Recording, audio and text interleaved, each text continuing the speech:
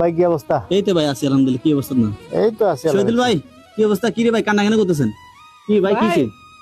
কান্না করবো না, এমন যাব না আর এমন ভেদ বিচার মানুষের কাছে সঠিক বিচার নাই। কেন কিছে ভাই? একজনের জায়গা বিচার করে টাকার বিনিময়ে আরেকজনকে দিয়ে দিতেছে।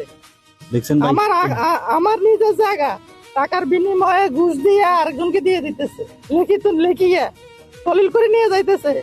আমি নিরুপায়, কারে বুঝামো? এখন আমি কি করবো ভাই? কার কাছে? আচ্ছা বয় বন্ধু, বয় বয়। দেখছেন ভাই, আসলে সমাজ কোন পর্যায়ে চলে গেছে। যে সমাজের মাতব্বর গুলা, যে সমাজের মাথাগুলা যে টাকার কাছে, ক্ষমতার কাছে, চায়ের কাছে বিক্রি হয়ে যায়, সেই সমাজের ন্যায় বিচার পাওয়াটা মানে কাকতালীয় ব্যাপার হয়ে গেছে। এই বেচারার জায়গা, এই বেচারার নামের জায়গা ওই যে ক্ষমতার কাছে বিক্রি হয়ে এই জায়গা অন্যজনকে দিয়ে দিচ্ছে। এটা কি মানা যায় ভাই? এটা তো এই সমাজ থেকে মানুষ কি আশা করে? এই সমাজ থেকে, এই সমাজ তো ধ্বংসের দ্বার প্রান্তে পৌঁছে গেছে। ওইটা আর কি। এখন সমাজে উচিত কথা বললে তো খারাপ।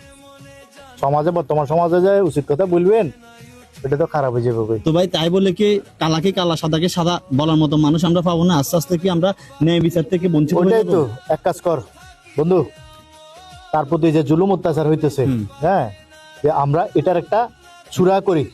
হ্যাঁ চল এটা আমরা ধরি, যারা এই অন্যায়টা করছে তাদের সাথে আমরা মোকাবেলা করবো। আমরা আপনার সাথে আছি, আপনি কোনো টেনশন নিয়েন না। সমস্যা নাই, আমরা অন্যায়কে কষ্ট দিব না। চল আমরা ওদের সাথে মোকাবেলা করবো, আমরা কথা বলবো কি সমস্যা কি হয়েছে, ন্যায্য বিচার করবো। ন্যায্য বিচার করবো। হ্যাঁ।